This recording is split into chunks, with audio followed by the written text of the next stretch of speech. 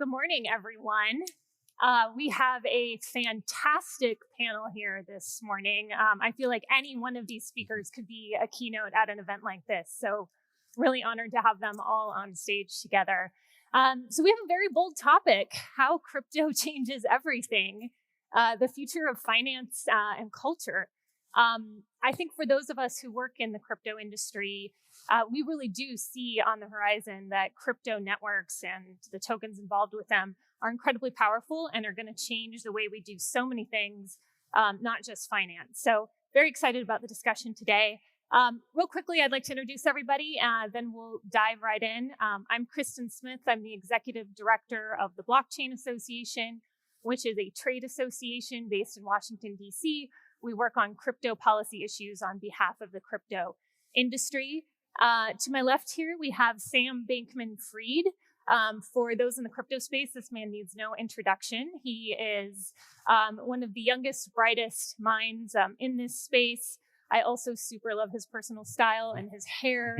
FTX, that is a crypto derivatives exchange, and then FTX US, which is the US component to that, and he's also co-founded Alameda Research. To his left, we have Anatoly Yakovenko, who is the founder and CEO of Solana Labs, which is the creator of the Solana blockchain, which for those of you who follow crypto prices, last week everything was down double digits, but Solana tokens were up. It's been an amazing ride for Solana. They're definitely having a moment right now, very exciting. To his left, we have Jeremy Allaire, who I've had the pleasure of knowing for several years now. Jeremy is the CEO and founder of Cirlce, which was founded way back in 2013. So they've been around for a long time. Cirlce helped create USDC, which is a dollar-backed stablecoin, which is very important for many of the DeFi applications, which we'll get into later today, but also one of the founding members of the Blockchain Association. So wouldn't be here without Jeremy. And last but not least, we have Kevin O'Leary, who is, many of you probably already know, is the co-host of Shark Tank, but also has become a recent convert into the cryptocurrency space and has as a primary investor in a platform called WonderFi, which aims to bring DeFi to the masses. So really a fantastic panel. One quick thought before we get started is several years ago, Mark Andreessen wrote a very famous piece, I believe it was in the Wall Street Journal, that said, software is eating the world. Crypto is software. And as a good friend of mine, Amanda Cassett, pointed out to me last week, that means crypto is eating the world. And I think what our conversation today will hopefully help you hone in and grasp this point. So with that, why don't we start with you, Sam? I want to talk about culture a little bit before we get into the finance piece. FTX has engaged with some major celebrities. Before we get into how crypto is impacting culture, can we talk a little bit about how culture is impacting crypto and what you see that role is in bringing crypto to the masses? Totally. Thanks for having me, first of all, Evan. When we think about, where crypto is today, and I think even more so where FTX is, we're one of the newest crypto platforms, certainly the newest of the large ones. We're really proud of what we've built, and I think there's a lot of exciting things going on in crypto. And despite all the adoption that we've seen for the ecosystem over the last few years, it still is touching a pretty small fraction of the world. When you put it into context, a pretty small fraction of transactions are happening through crypto, a pretty small fraction of, people transact with crypto in any ways. And so I think a lot of what we've been thinking is like, what are ways that we can take what we see as an exciting, growing set of products and industry and sort of introduce them to tens of millions of people in a way which doesn't dilute the brand, but instead sort of strengthens and underscores it. We've been working with Tom Brady, we've been working with Steph Curry, with Major League Baseball, with TSM and others. And I think that a lot of what we're looking at there is how do we get tens of millions of people engaged with the cryptocurrency ecosystem? We could buy tens of millions of Facebook ads, and I don't know, maybe we should. At some point, we'll hire a team to look into to whether that is worth doing. But that's not a thing which is going to really make the same sort of impact on people. Anyone can sort of, potentially do that. And instead what we've really been looking for, like, who are partners that we're really excited about and are really excited about us. And, who can help represent us and who we can really work with in a way to build something kind of stronger and more powerful than what we had. And I think I'll let him talk about it more, but we've been working, with Kevin as well on this, which, really excited about. And sort of on other matters, have been working with Jeremy and Anatoly on the product side a lot, which has been super exciting too. Awesome. Anatoly, maybe we could go to you for a second.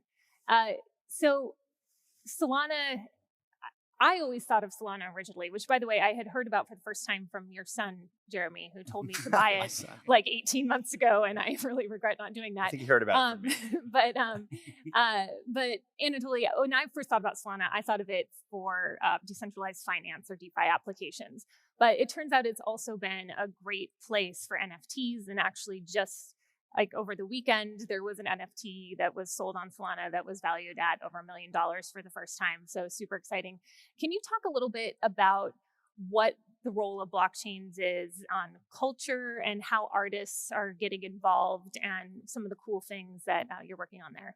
For sure. I think the beauty of this technology is that it really gives the tools for artists to scale their work globally without depending on, traditional finance infrastructure, where if you're an artist that wanted to sell paintings, $100 million worth of volume of paintings, you would need galleries, lawyers, like legal support in every jurisdiction in the world. And that's just a huge ask, right? For an up and coming artist, you really need to build up to that level. But with blockchain, those rules are enforced with software and they're unbreakable.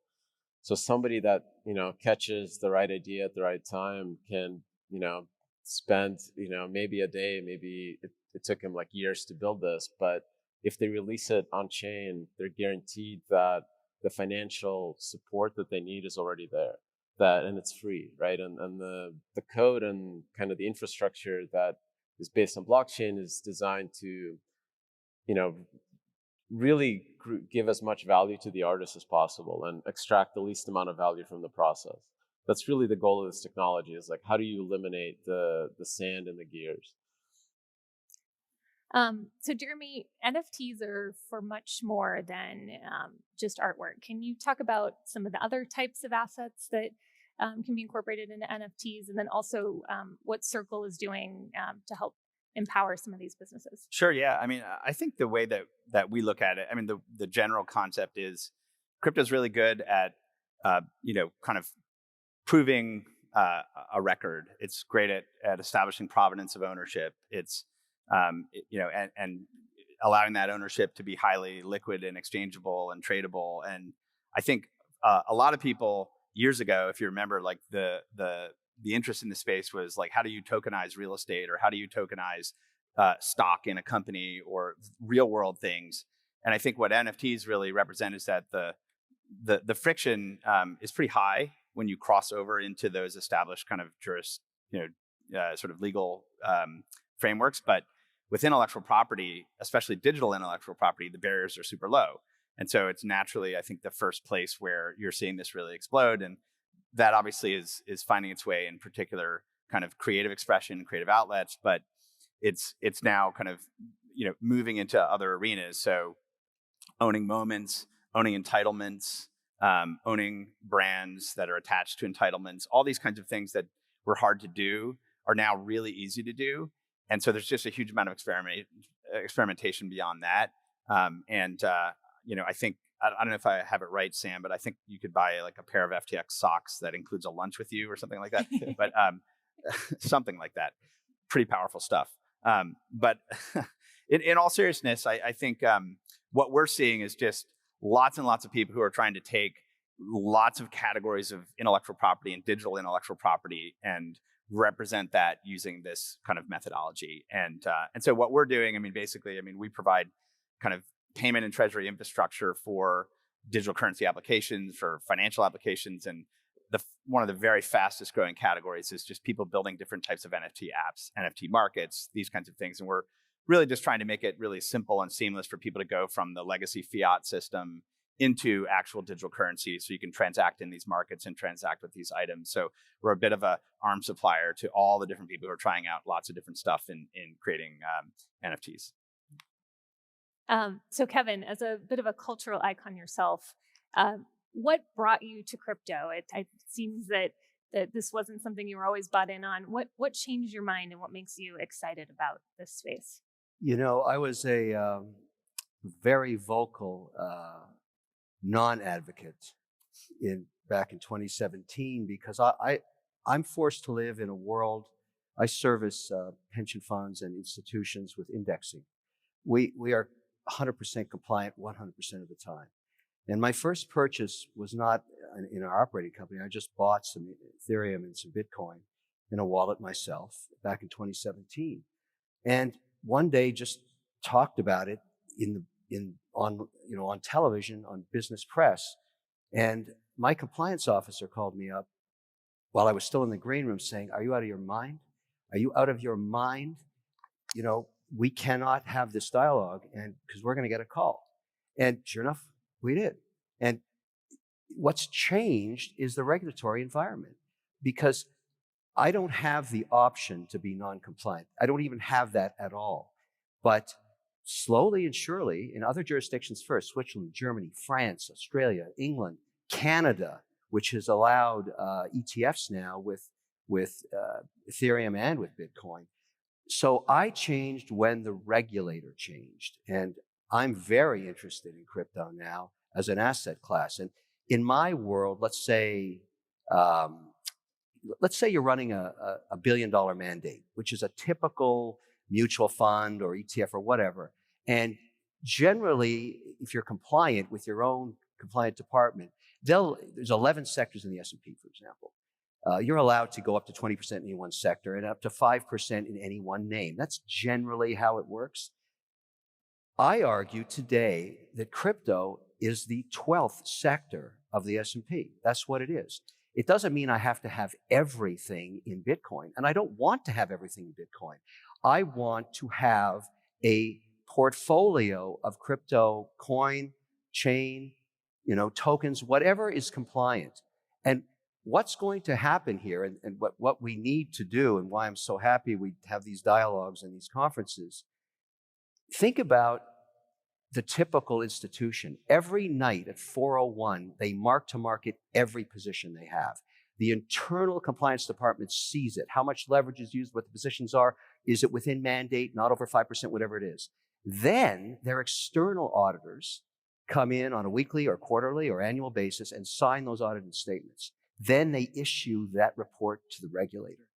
We don't have that infrastructure in crypto right now. On this stage, there's two guys trying to do it, Sam at FTX and Jeremy here with Cirlce, and I'm definitely involved with both of them because I want to be getting that. But it took me months just to get my first purchase done on Cirlce, with my own compliance department barking at me like a dog, saying, no, we can't do this. And I'm saying, we got to do it. We got to get there. We have to figure it out. And my auditor and the regulated reports we put out. And it's working. Same with Sam. I want to build a portfolio on FTX, because it's big enough that I can be compliant. And I'm saying to everybody on this, if we solve this, there's trillions of dollars coming into this in the 12th sector of the S&P. That's what it's going to be. So that's our job. We got to solve for compliance. It's boring, but it really matters. Well, yeah, and as somebody who's on the ground in Washington looking at the regulatory side, we have had some great progress, but there are still some things that if we could clear up, I think would address that misconception that many sort of compliance teams have. So, well, why don't we pivot then into financial services a little bit, because we do believe that finance is one of the first places that we're seeing crypto networks have an impact. And maybe we'll start actually with you, Anatoly. Can you talk a little bit about Solana and why it's different from other blockchains, and what are the types of decentralized finance services that are being built on top of Solana? Sure. in a lot of ways, Solana is ideologically very close to every other blockchain. It's a decentralized ledger that records every event that happens on it. The differences in terms of like the architecture, how it's built, is that it's designed for speed. It's a technology. And when I think of technology, I think of Moore's Law, Intel, the folks that, build chips that are faster and faster every 2 years. If you're building a technology, then as those guys make progress, your technology should get cheaper and faster. And this is the core thesis of how we architected the whole thing, is that every 2 years when Intel, AMD ships a faster and cheaper chip, then the network itself gets twice as performant, has more bandwidth, more capacity, and the cost to users should drop accordingly. And that's really the thesis of it. Can we build a network that extracts the least amount of value from the applications running on top of it? And the rest is a high performance operating system that, in my case, I spent my career at Qualcomm building, Brew and a bunch of mobile operating systems. A lot of the ideas that went into developing those are now being developed on top of Solana. And we see it as kind of a technology that is very well aligned to the tools and development practices that were prevalent at places like Apple, Intel, Google, and stuff like that. It's very cool. Sam, you own an exchange. You own a derivatives exchange and a crypto exchange, but you've also been involved with Project Serum, a decentralized exchange. Can you talk a little bit about that and how that works, and and maybe to slowly ease into the regulatory conversation, any sort of regulatory concerns you have around that? Yeah, so really the genesis for that was, we started looking at DeFi a year ago, well, I guess a year and a half ago now. And what became clear really quickly was that, first of all, there were some really cool things going on in DeFi. And I think just to illustrate part of that, if you have a DeFi protocol, right, which basically it's a company or a program or, some protocol, some sort of system, which is built entirely into a blockchain. It's all transparent. It's 100% transparent. It's 100% predictable what will happen given how people interface with it. And that means that if a third party comes and wants to integrate that protocol, they can. And you can get potentially this sort of exponential explosion of creativity and innovation because all of these different parts can be composable into each other. If you build a borrow lending protocol, then any other protocol on that blockchain can integrate it natively in, which just doesn't work in centralized finance in the same way. And so it was really cool. There's a ton of hype around it. And it also absolutely sucked to use. Like, it was unbelievably bad. And for those who haven't used DeFi, and a lot of those who have, it's worth just running side by side a DeFi protocol and a centralized one, just reminding yourself of how painful it sometimes is. And the reason is it was taking 5 minutes to finalize a transaction because the blockchain was completely overwhelmed. It cost $50 to click a button because you had to outbid everyone else trying to get their transactions in. And what became clear really quickly was that scaling, the sort of problem of scaling a blockchain, wasn't one of the 17 constraints on a blockchain. It was the single blocker to mass adoption. You cannot have 1 billion people using a chain that has 10 transactions per second. It just doesn't work. Like, there's no two ways around it. That math doesn't work. And in order to take these programs and scale them to the masses, or even scale them to a single large enterprise, you needed to get into tens of thousands, hundreds of thousands, millions of transactions per second. Just take your favorite big enterprise, right? Whether it's a protocol, a company, a messaging protocol, whatever. It's going to have 1 million transactions a second. That's sort of like what it means to have 1 billion users. And you needed a blockchain that could keep up with that. So we just sort of had phone calls with a lot of blockchains. And I don't know, our call with Solana was very different than our calls with other blockchains. Like, sort of, one of the first things that Anatoly said was like, hey, we've been thinking about like, how many transactions do we need to do things? Like, we want to get wherever we need to get. And like, here's where we are now. And here's a place you can go test it out. And so anyway, what we've, I think gotten really excited about is a lot of the applications that are being built on Solana. And I think it's one of the few places in DeFi right now where you can see it scaling to 1 billion users. And it's not there right now. It probably has another factor of 50 to go or something. But that's a lot better than a factor of 50,000. And like Tully said, one of the founding sort of principles of Solana is that it gets better over time, that it gets better with Moore's law, that it has an ambition to be able to service billions of users with millions of transactions per second. And we just see that sort of the holy grail of what DeFi could become. And soon we've helped, people build out DEXs on the Solana blockchain, Serum being one of them. I've sort of invested in a number of projects on the Solana blockchain in the Serum ecosystem.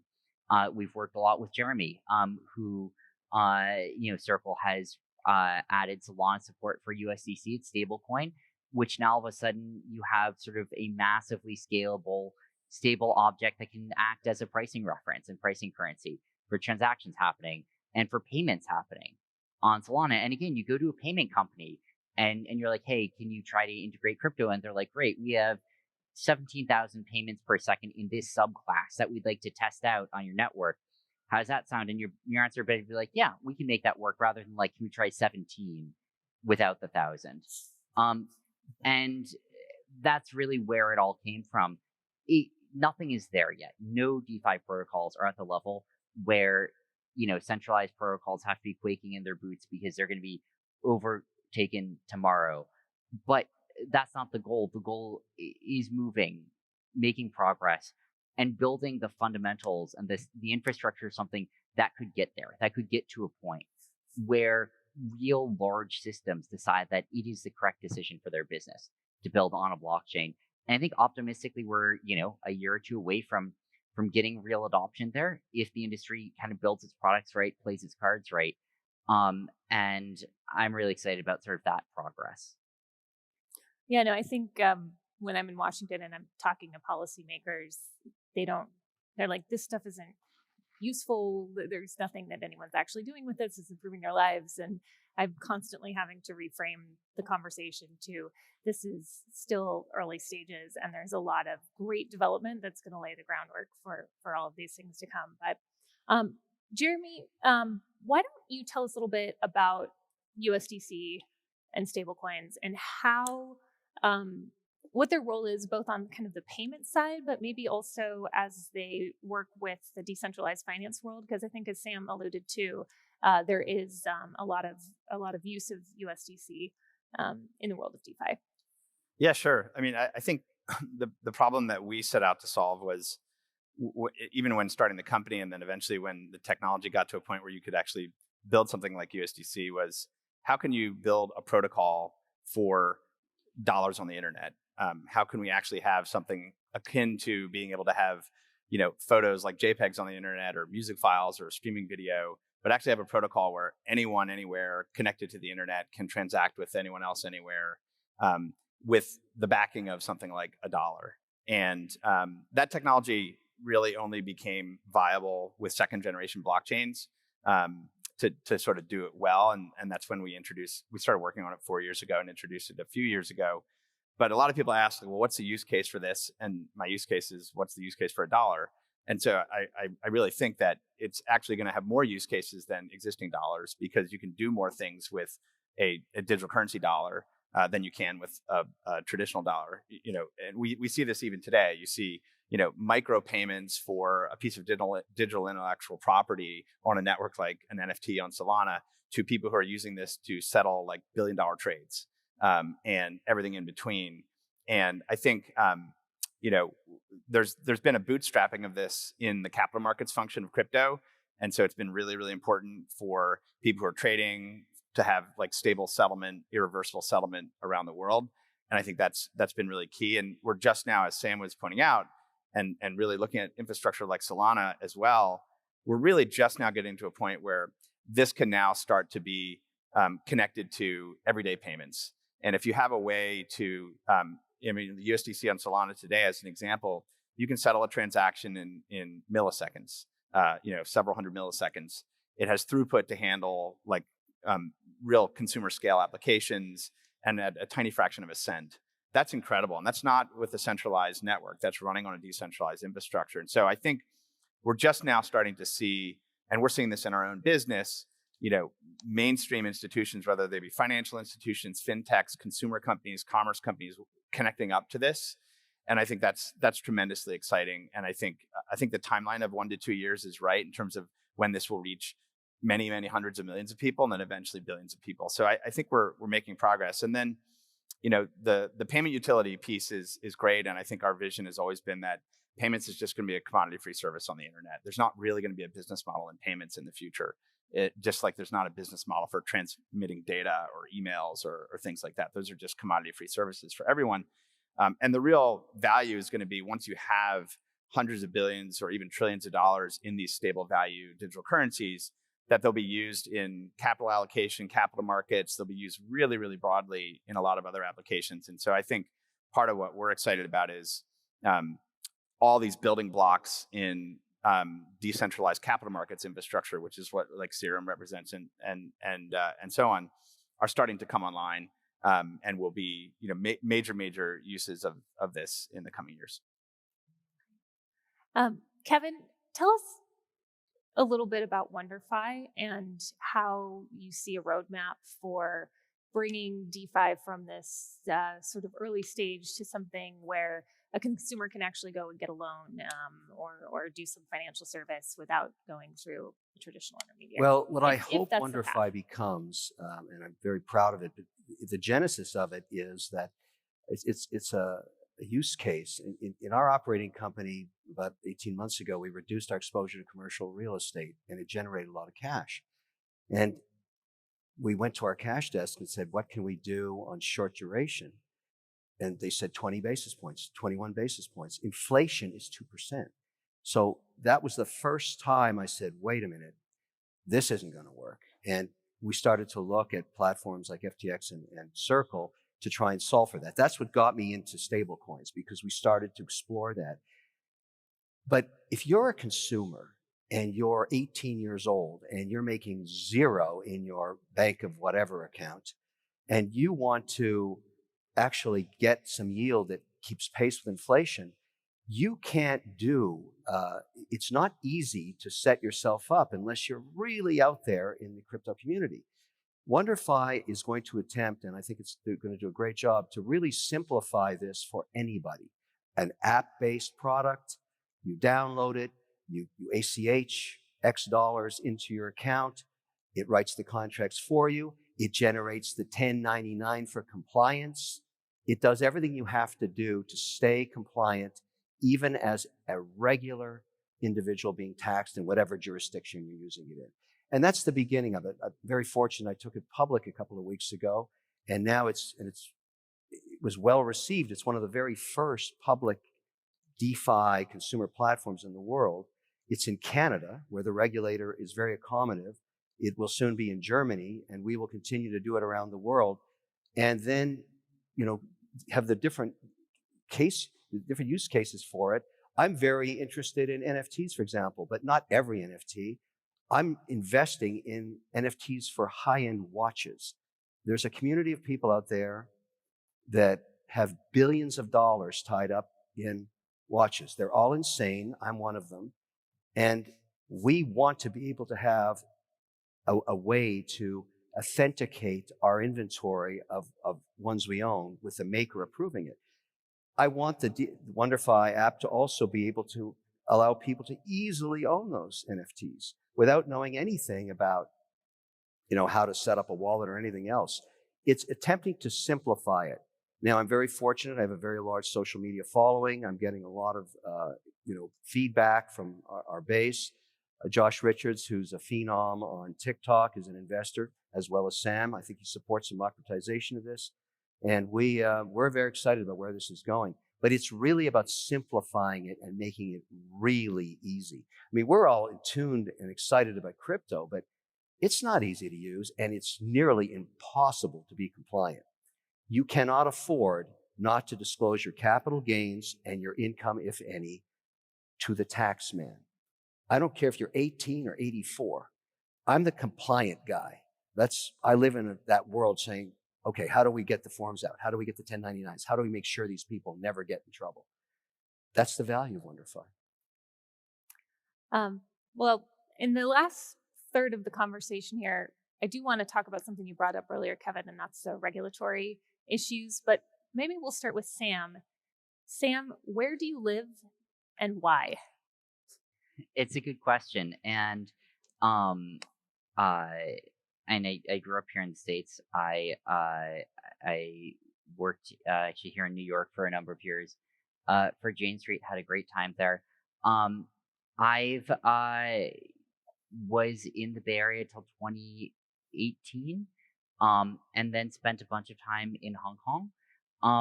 And a lot of the context there are a number of pieces of it. One of which is that crypto is really a global business, and there is a U.S. economy there. There's an Eastern economy. There's a European economy. There's an African economy. And especially, I think, coming from a Western background, it was really important to be able to meet a lot of people in person, to form those connections and those relationships, to build up a multicultural team that could help understand where different users are coming from. And I think you see really different demands and use cases from different parts of the world. I think especially, if you have less trust of banks in a country, you're going to start to see a lot of demand for an alternative way to store your assets. And I think that creates very different dynamics in different places. We've recently been building out our offices in a number of places, in Bahamas, Gibraltar, and we also have a U.S. operation, which is at this point biggest office is in Chicago. I've been flying between them because helping to foster the international exchange, helping to foster the U.S. exchange.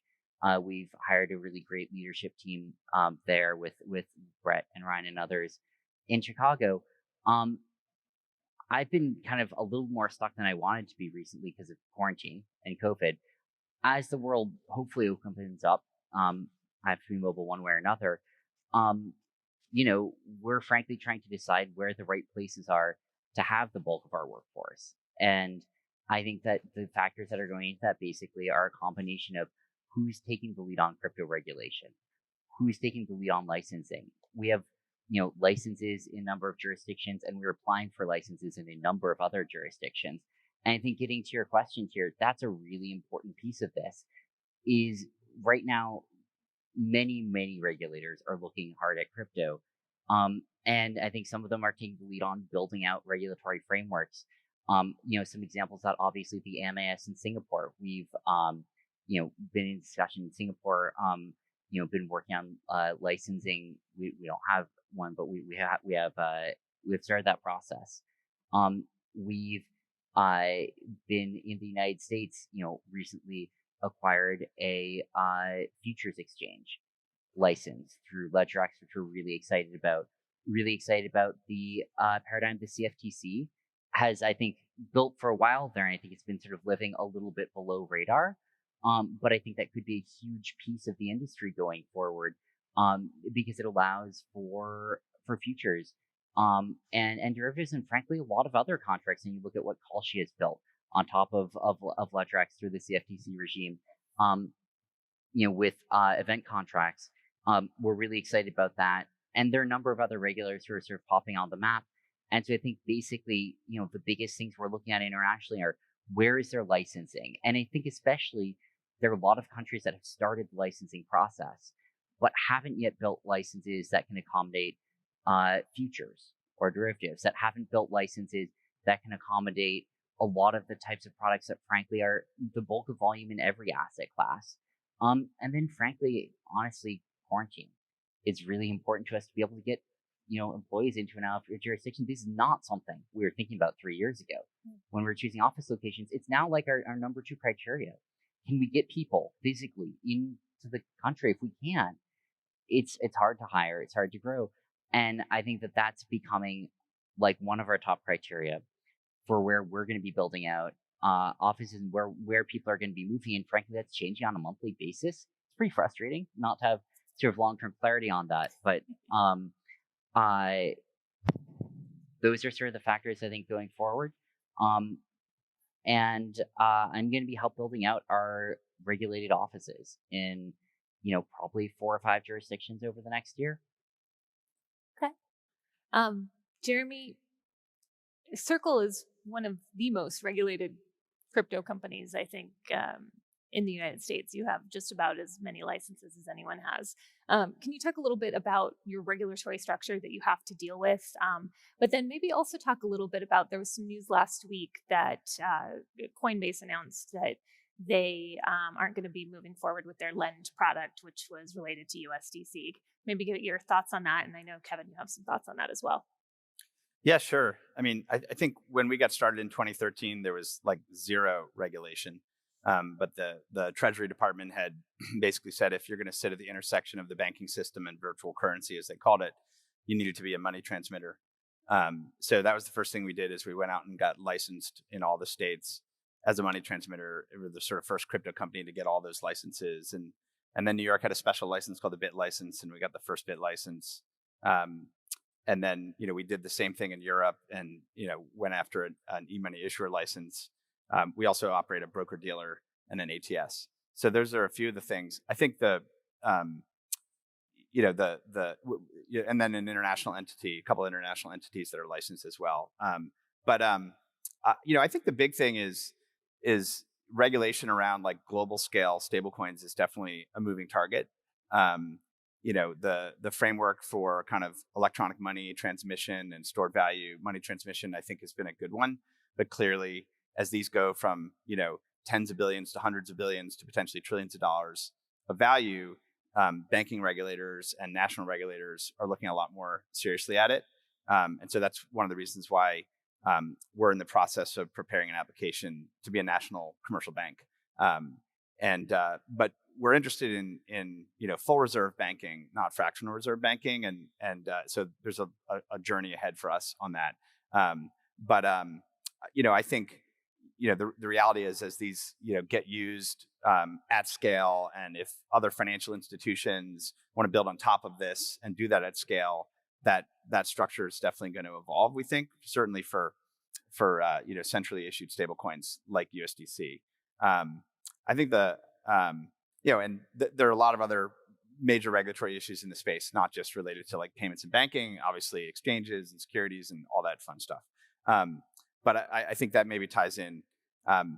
We all know that, and referencing Kevin's comments as well, there's been a rapidly growing kind of lending and borrowing market in USDC itself and in other crypto assets. But USDC has become a really common form of digital currency to borrow and lend, and that's really grown significantly. So we have a product which is a yield service that's available exclusively to businesses. So we're not offering it to retail individuals. But our view is that if you're going to offer a product where people are essentially making an investment and getting essentially like a fixed income type product, that's a security. So we designed and launched our yield service as a security, and it's exclusively available to accredited businesses, and it's offered through a regulatory regime as well, where there's a supervisory framework around it and around the risk management. And I think for these markets to really take hold and get scale, and if you really want this to be something that is ultimately growing into tens or hundreds of billions of dollars of borrowing and lending, it's going to have to fit in those kinds of models. I think that's somewhat different than some of the retail products that are out there. Kevin, did you have any thoughts on the Coinbase news last week? About regulators? The regulators. Yeah. I would make this comment. Somehow over the last, 2 years, the popular press positioned the crypto community as an adversary to regulators globally. And that's simply not true. And it's very stupid because probably some large percentage of the constituency in this room is somehow tied to financial institutions one way or another. And we have not even tapped, it's so nascent. There's so many institutions that don't even play in this space, although they want to. And the primary reason is their compliance departments and the tone of that relationship between the crypto community and the regulator. And every week we hear another case of somebody in a position of power, let's call it that, that's running a large crypto company, striking out at the regulator. Really bad idea. Like, there is zero upside in that, because the regulator wants to solve for this, because this, and I'll say it again, it's going to be the 12th sector, the S&P. There's no question about it. It's not going away, and the demand is huge. The tone should be that of accommodating their concerns. I'll give you a case study. This NFT investment I'm making in watches, is it a security or is it a piece of art? I can't go forward till it's resolved. I can't just throw it out there and start trading it all over the place, not knowing that outcome. And so I'm willing to reach out as an advocate to that one little sliver of NFTs and say to the regulator, give me guidance. Let's work together. And if it is security, tell me. I'm good. I'm good with it. I will treat it that way. I'm not fighting you on it. Just give me the rules so I can play football. You can't play football without the rules. And that's where we're at here. And the upside to solving this problem is trillions of dollars of assets that will pour into this. You want to see Bitcoin at $100,000? You got to let the regulator determine what terms they'll allow it to go into an ETF. It's that simple. Look what happened in Canada. They got $1 billion demand in a matter of hours in just the first Bitcoin product. And it wasn't even institutional. It was just simply retail saying, oh, it must be safe. I can buy it and put it in my account online, and the regulator said it's okay. So my thing is, as a community, we have to form a lobby voice and say, we are here to serve and protect, just like you are. Give us the rules so we can go back and play football. That's simple. Well, and as that voice, we represent 50 companies in Washington, D.C. that are part of our trade association, and we do go and speak with regulators and are actively trying to bring ideas to them that make sense. Because what we don't want is to just put regulation on this new system and that doesn't address the actual risks, but we need something that is appropriate and gets the same goals, but does it in a way that makes sense. But, one of the things that we focus on when we're interacting with regulators is it's very important to distinguish between the people developing the software and the centralized, yes, crypto does have centralized intermediaries that are interacting with customers or taking custody of funds. But Anatoly, can you give us your thoughts as you guys have built out and your company has helped contribute to these projects? Have you had regulatory concerns, or do you feel that you're free to do what you want without having to think too much about regulation? The challenge, I think, it really hits teams that are trying to build and innovate in the space. So, like the example that Kevin brought up, this idea that every, at 401, they check all the positions and check leverage and manage risk. Two guys built this as a smart contract. It runs on Solana. Those checks happen every 400 milliseconds, and they balance a bunch of lenders and a bunch of borrowers without ever taking custody of the funds. It's just a bunch of software. So what does this team do in terms of regulation, right? Like, how do they like define the risk for themselves as founders? Where should they base their product out of? Like, which jurisdiction? So if you're a startup and you just raised, a really successful $1.5 million seed raise, which is massive amounts of runway for 2-3 people, and the compliance in the US is going to cost you $3 million. Compliance somewhere else is going to be much, much cheaper. Like, those folks are making those choices every day. And that's really, I think, the risks aren't the risks aren't that these products are not going to get built. They're going to get built because they're awesome. It's that they're going to get built elsewhere. And that's really, me as somebody that's been living in the United States, since my family were, refugees from the Soviet Union in like 91, that's really sad for me to see. Like, I just want all this stuff to happen here. We only have a couple minutes left, but I want to do one more quick question before we get some final thoughts from everybody. How do we see, in maybe like 30 seconds or less, the traditional finance world, or I guess TradFi, is that what we're calling it these days? Will they be embracing DeFi, or is that going to be the tension between those two worlds? But maybe just quick answer, Sam. I mean, I think there's a lot of work that has to be done before that decision can even be made. I think that right now DeFi isn't quite ready. I'm optimistic it will be in the next couple of years. Once it does, I think you're going to see some companies decide that they are best off working with decentralized ledgers. I think we've already started to see those. I mean, you've seen Visa, as an example, really embrace blockchain technology in a large number of ways. And they've seem to have made the decision that they want to try to find a way to work with, I think, emerging technologies and grow stronger from it. I'm guessing you're going to see a number of companies make those statements. I'm guessing you're going to see a number of companies not make those statements. And I think that's going to be a tacit way of saying maybe they're not going to be actively fighting against crypto, but they're not planning to work with DeFi. They're not planning to work with blockchain. And, they're going to be sort of trying to hold their turf there. I think you're just going to see a split depending, frankly, on kind of gut calls from the leadership of a lot of different companies, with some going in one way, some going in another way. It's going to be messy. I see we only have about 5 minutes left, so I'm going to just cut to the last question, which I want to ask of everybody. Maybe we'll start with you, Kevin. So what is your prediction for where we will be 10 years from now in the crypto space, since it's going to change everything?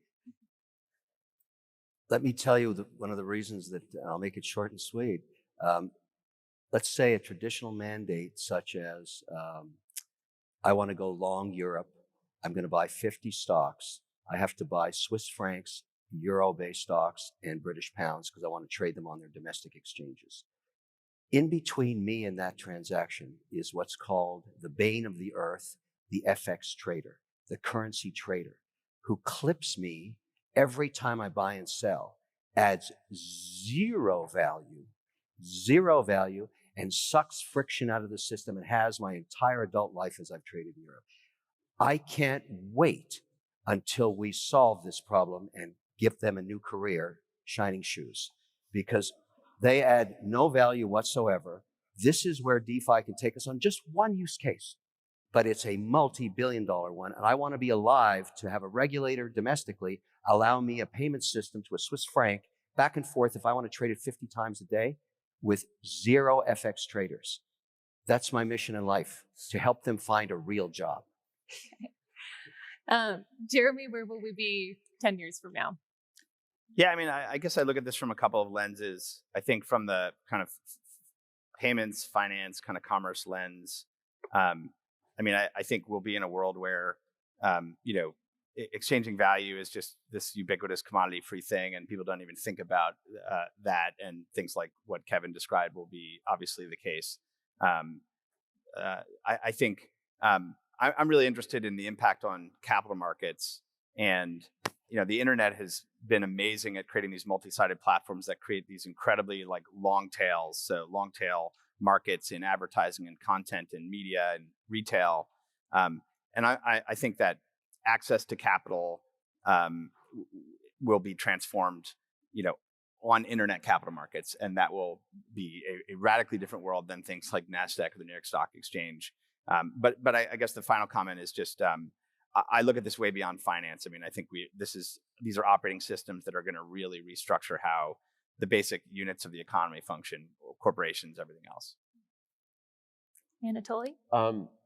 In 10 years, imagine a world with more than 1 billion people with self-custody, with cryptography, that hold their own keys and understand how to use them at the same level of people understand how to browse the internet. that world is going to be as unpredictable as, you know, the internet in the 90s trying to predict that, you know, sharing pictures of their cats is going to be worth $1 trillion. It's just something that I feel will revolutionize, like Jeremy said, every industry that we know today. You know, communities will never need advertisement to self-monetize. Folks can communicate and make, you know, financial decisions without any intermediaries at like global scale. So what you see today with 10 million users in crypto, it's really going to be a dramatic change. Sam? I think the downside is the industry can't find its footing. But I think in the upside case, which I'm sort of optimistic we'll be able to reach, you know, I don't know, 25% of activity could be on blockchains. You know, I don't think 100% will be. I don't think a bagel really will be, because you can't eat a blockchain or block it. But, you know, when you tweet, I think that tweet could be natively on a blockchain. When you pay for something, that payment can go through blockchain rails. When you invest, that can go through blockchain rails. You know, huge swaths of industry can be rebuilt in open, composable, efficient ways on you know, on blockchain technology. And I think it could really lead to a Cambrian explosion of innovation if it's sort of done right, and if it's done in a compliant way, and if the industry can work with regulators to make that happen. I'm going to make my own prediction, and that is that we are going to spend more money on digital goods than on physical goods in our home. So all I know, I don't know about you guys, but I usually just wear yoga clothes and I stare at a computer screen all day long. So I would like that world to be more reflective of my personality. So, well, we are right at time. So why don't we give a round of applause to our fantastic panel.